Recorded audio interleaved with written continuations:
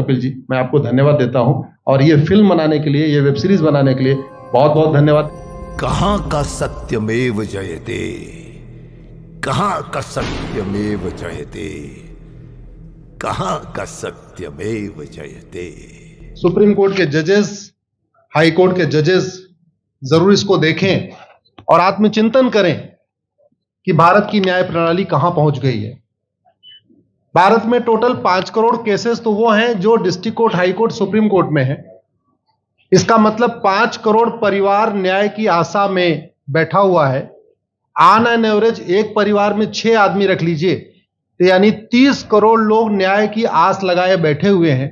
30 करोड़ का मतलब एक अमेरिका, 30 करोड़ का मतलब 15 ऑस्ट्रेलिया, 30 करोड़ का मतलब 7 कनाडा, 30 करोड़ का मतलब 1.5 ब्राजील। इतने लोग भारत में न्याय की आस में बैठे हुए हैं। और ये 5 करोड़ केस तो वो हैं जो district court, high court, supreme court में है। इसके पैरेलल हमारे देश में एक और जुडिशियल सिस्टम है, उसको कहते हैं तहसीलदार, एसडीएम, एडीएम, डीएम, कमिश्नर, जहां पे चकबंदी के मुकदमे चलते हैं। वो इस 5 करोड़ में काउंटेड नहीं है। जो तहसीलदार के यहां मुकदमा होता है, एसडीएम के यहां मुकदमा होता है, एडीएम के यहां होता है, डीएम के यहां होता है, चकबंदी अधिकारी जिसको सीओ कहते हैं, डीडीसी कहते हैं, एसओसी कहते हैं, वो एक इसके पैरेलल में है। और 5 करोड़ मुकदमे वहां पे भी चल रहे हैं। इसका मैं लाइव एग्जांपल देना चाहूंगा भारत की ब्लैक जस्टिस सिस्टम का। 1985 में जौनपुर में एक 10 बीघे जमीन का मुकदमा शुरू हुआ था। अभी वो सबसे नीचे पायदान पे है, जिसको कहते हैं चकबंदी अधिकारी। 1985 में मुकदमा शुरू हुआ, 2023 आ गया, लगभग 37 साल बीत चुके। 37 साल में यह नहीं तय हो पाया कि असली विल कौन सी है। 2 लोगों ने क्लेम किया, वो कह रहे हैं मुझे विल मिली है, वो कह रहे हैं मुझे विल मिली है। 37 साल में यह नहीं डिसाइड हो पाया असली विल किसकी है। अगर मान लीजिए आज डिसाइड हो जाए तो सीओ के बाद एसओसी, एसओसी के बाद डीडीसी, डीडीसी के बाद हाई कोर्ट, हाई कोर्ट के बाद सुप्रीम कोर्ट, यानी अभी 35 साल और लगेगा, 70 साल लगेगा। सेकंड जनरेशन मुकदमा लड़ रही है, ऑलरेडी सेकंड जनरेशन मुकदमा लड़ रही है। और इसी स्पीड से काम हुआ तो मुझे लगता है 3rd जनरेशन आके मुकदमा जाके तब जाके सुप्रीम कोर्ट पहुंचेगा। दूसरा एग्जांपल, एक ग्लेरिंग एग्जांपल आपको देता हूं। 1971 के वॉर में पाकिस्तान में बम फेंकने वाले, पाकिस्तान के फौजियों के बहुत सारे बैंकर तोड़ने वाले एक कर्नल कबोत्रा है, पंचकुला में रहते हैं। दुश्मनों के उन्होंने दांत तोड़ दिए। आज 2000 से उनके मकान पे किसी ने कब्जा किया हुआ है। 2023 आ चुका है, 23 साल में वो अपने मकान को नहीं छुड़ा पाए। अभी मामला पंचकुला की डिस्ट्रिक्ट कोर्ट में है, उसके बाद चंडीगढ़ हाई कोर्ट जाएगा, फिर सुप्रीम कोर्ट जाएगा। तो 23 साल में वो सबसे नीचे पायदान पे है। वास्तविकता यह है, अंग्रेज चले गए, अंग्रेजी कानून यहीं छोड़ गए, अंग्रेजी व्यवस्था यहीं छोड़ गए। यह व्यवस्था भारत में न्याय देने के लिए नहीं बनी थी। ये जो न्यायिक जुडिशियल सिस्टम था भारत में जो बनाया गया, वो केवल और केवल भारत को लूटने बांटने के लिए बनाया गया था। क्योंकि कानून वही चल रहा है, जुडिशियल सिस्टम वही चल रहा है, इवन हमारा ड्रेस भी वही चल रहा है। अंग्रेज काले कपड़े पहनते थे, हम भी काले कपड़े पहनते हैं। अंग्रेज जून के महीने में उनको गर्मी लगती थी तो 1 महीने छुट्टी करके इंग्लैंड चले जाते थे। आज भी हमारा हाई कोर्ट, सुप्रीम कोर्ट पूरे मई जून बंद रहता है। अंग्रेजों को क्रिसमस के टाइम में दिसंबर में छुट्टी मनाना जाना होता था, 1 महीने छुट्टी कर चले जाते थे। आज भी हमारी हाई कोर्ट, सुप्रीम कोर्ट दिसंबर में, क्रिसमस के टाइम में 15 दिन 20 दिन बंद हो जाती है। तो सोच वही है, किताबें वही है, व्यवस्था वही है, कानून वही है। तो स्वाभाविक सी बात है, जस्टिस होगा कहां से? जस्टिस कैसे होगा? हम 2023 में 1860 का इंडियन पिनल कोड लेके घूम रहे, 1861 का पुलिस एक्ट लेके घूम रहे, गवाहों के बयान 1872 के कानून से हो रहे। हमने सब कुछ वर्ल्ड क्लास कर लिया, लेकिन अपने जस्टिस सिस्टम को कंपेयर करने की कोशिश ही नहीं किया। जितने में एक एयरपोर्ट बनता है, एक एयरपोर्ट बनाने में 25,000 करोड़ की लागत आती है। अगर हमारी सरकारों ने एक एयरपोर्ट की कीमत जुडिशियल सिस्टम पे खर्च कर दिया होता तो हमारी न्यायिक व्यवस्था अच्छी हो गई होती। आज घटिया, चूंकि अकाउंटेबिलिटी नहीं है, जुडिशियल सिस्टम में कोई अकाउंटेबिलिटी नहीं है। किसी के साथ न्याय हो जाए, अन्याय हो जाए, कोई फर्क नहीं पड़ता। निर्दोष को जेल हो जाए, जज की कोई अकाउंटेबिलिटी नहीं। दोषी को बेल हो जाए, जज की कोई अकाउंटेबिलिटी नहीं। लाखों लाख लोग जेल में सड़ रहे हैं, लाखों धोखेबाज भ्रष्टाचारी बाहर घूम रहे हैं, मूल कारण है ब्लैक जस्टिस सिस्टम। आपने बहुत अच्छा आपने इसमें वेब सीरीज बनाया है और इस देश में world class airport, world class highway, world class shopping mall, सब कुछ वर्ल्ड क्लास बना लिया। इनफैक्ट अपना मोबाइल का डेटा सुरक्षित रखने के लिए हमारे सांसद, विधायक, जज आईफोन भी यूज करते हैं। अमेरिका का आईफोन यूज करते हैं हमारा डेटा सुरक्षित हो जाए, लेकिन भारत सुरक्षित हो जाए उसके लिए यह नहीं देखते कि जापान में कौन सा कानून है, अमेरिका में कौन सा कानून है, सिंगापुर में क्या अच्छा चल रहा है। कनाडा में रेंट का मामला एक डेट में खत्म होता है। सिंगापुर में अभी कुछ दिन पहले एक व्यक्ति के पास 900 ग्राम गांजा पाया गया, उसको फांसी हुई है। दोबारा वहां ड्रग स्मगलिंग होगी क्या? तो भारत में चाहे वो ड्रग स्मगलिंग है, माफिया राज है, ह्यूमन ट्रैफिकिंग है, इन सब के लिए हमारा जस्टिस सिस्टम जिम्मेदार है। कोई भी अपराध होता है उसमें दो पक्ष होता है, एक पीड़ित, एक अपराध करने वाला। जो पीड़ित होता है वो चाहता है जल्दी उसको न्याय मिल जाए, अपराध करने वाला चाहता है मुकदमा लंबा चले। भारत का न्यायिक सिस्टम अपराध करने वाले के साथ खड़ा है। बलात्कारी चाहता है उसका मुकदमा 30 साल चले और मुकदमा 30 साल चलता है।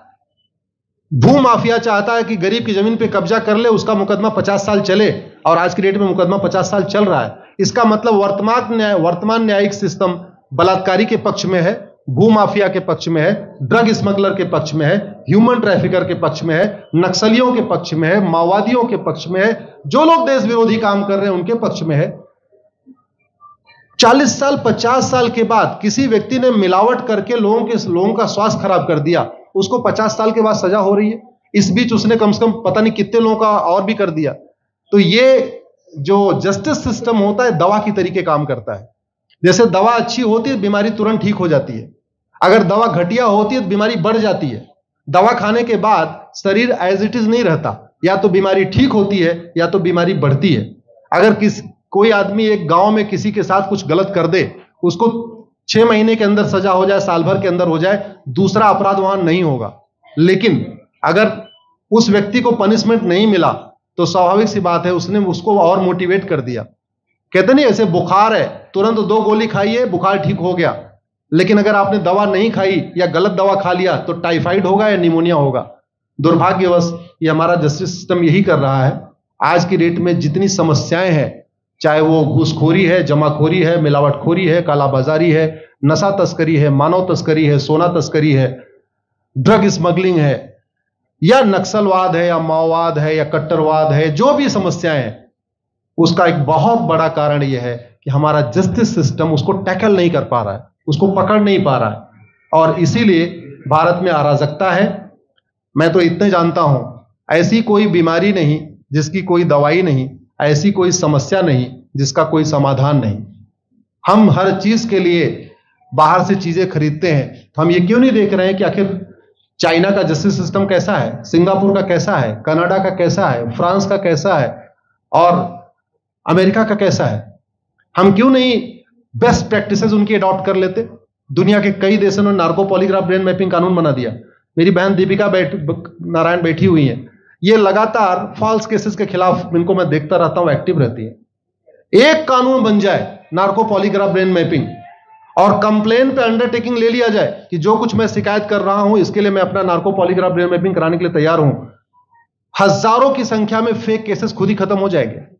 आज की डेट में लोग जुडिशरी की लापरवाही के साथ साथ फर्जी केस से परेशान है, फर्जी गवाही से परेशान है, फर्जी एफआईआर से परेशान है, हजारों परिवार परेशान है।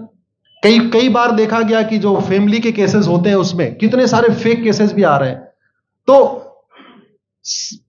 जो वास्तव में दोषी हैं उनको पनिशमेंट नहीं मिल पा रहा है, जो निर्दोष हैं उनके खिलाफ फर्जी केसेस हो रहे हैं। आज की डेट में गांव में एक दबंग अगर जमीन कब्जा कर लेता है, किसी की हिम्मत नहीं पड़ती उसके खिलाफ कोई गवाही दे दे। लोगों को अपनी जमीन छुड़ाने में 30 साल लड़ना पड़ रहा है, 35 साल लड़ना पड़ रहा है। अगर 30 साल 35 साल के बाद कक्कड़ जी उसको अपनी जमीन मिल भी गई तो उसके साथ न्याय कहां हुआ? 35 साल में उसका टाइम बर्बाद हो गया, 35 साल में उसका पैसा बर्बाद हो गया, 35 साल वो मेंटल ट्रॉमा में रहा, 35 साल उसने तारीख पे तारीख झेली है। और मैं तो डिस्ट्रिक्ट कोर्ट में कई बार जाके देखा, ऐसे परिवारों को देखता हूं जिनके पास बस से आने के लिए पैसा नहीं है, साइकिल से आते हैं। ऐसे परिवारों को देखता हूं जो चाय नहीं पी सकते अपने पैसे से, बेचारे घर से रोटी बांध के और अचार लेके आते हैं, लेकिन वहां मजबूरी में वकील को पैसा देते हैं। तो हमारी कोर्ट कचहरी वास्तव में दलाली का अड्डा बन गया है। हमारी कोर्ट कचहरी भ्रष्टाचार का अड्डा बन गया है। और मैं दुख के साथ कहना चाहूंगा, अदालतों में न्याय हो नहीं रहा है, बल्कि न्याय बिक रहा है। जिनके पास पैसा है वो उन्होंने कितना बड़ा क्राइम किया हो, मर्डर किया हो, रेप किया हो, उनको जमानत हो रही है। और जिनके पास नहीं है वो बेचारे जेल में सड़ रहे हैं। कई बार तो देखा गया, मैंने मेरे मर्डर किया एक्स अनंत सिंह ने, लेकिन एक्स अनंत सिंह बाहुबली थे, उन्होंने थानेदार को 20 लाख रुपए दिया, वो वाई अनंत सिंह को लेकर जेल में डाल दिया, नाम वही है।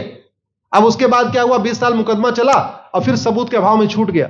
तो जिसने मर्डर किया वो तो कभी जेल गया ही नहीं। एक निर्दोष जेल गया, 10-20 साल के बाद उसने अपना जमीन बेचा, सब कुछ किया, मां बाप सब कुछ तबाह हो गए, फिर वो सबूत के अभाव में छूट रहा है।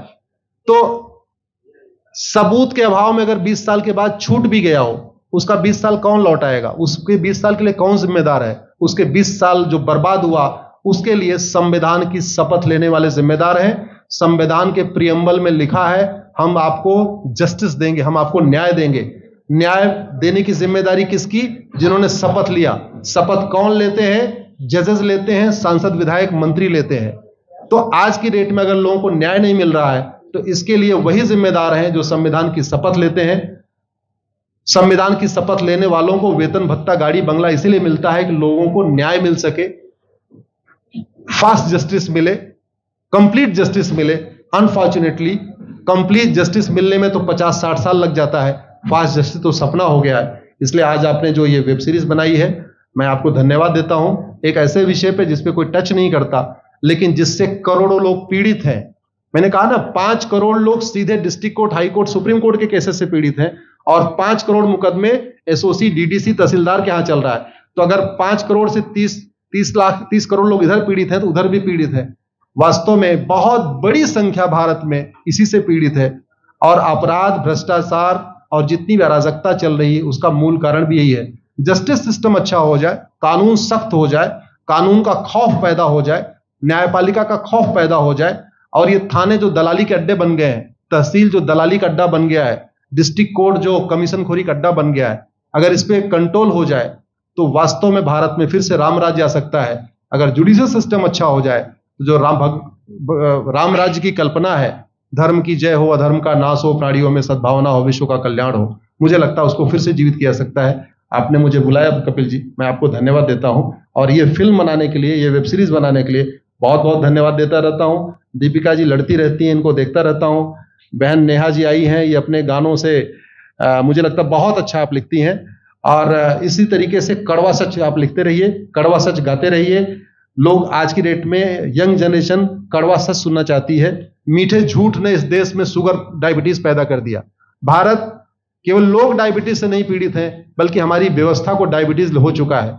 और उस डायबिटीज को दूर करने के लिए नेहा राठौर जैसी बहनें जो सही बात कह रही हैं, दीपिका जी सही बात कह रही हैं। आप लोग जो है बहुत अच्छा काम कर रहे हैं। और आपने, कक्कड़ साहब, आपने बनाया वेब सीरीज, आपको विशेष आभार, धन्यवाद देता हूं। यही निवेदन करता हूं, इस वेब सीरीज को ज्यादा से ज्यादा देखें। और खास तौर पे अगर आपके जानने वाले कोई जज हैं, कोई आईएएस हैं, कोई आईपीएस हैं, मंत्री, सांसद, विधायक हैं, उनको भी एक बार फोन करके, व्हाट्सएप करके एक बार कहिए कि वो भी इसको जरूर देखें। क्योंकि अल्टीमेटली न्यायिक व्यवस्था बदलने की जिम्मेदारी उन्हीं की है जिनको वेतन भत्ता, गाड़ी बंगला, free air ticket, free rail ticket और वीआईपी व्यवस्था मिलती है। ये व्यवस्था उन्हीं को बदलनी है। जय हिंद, धन्यवाद।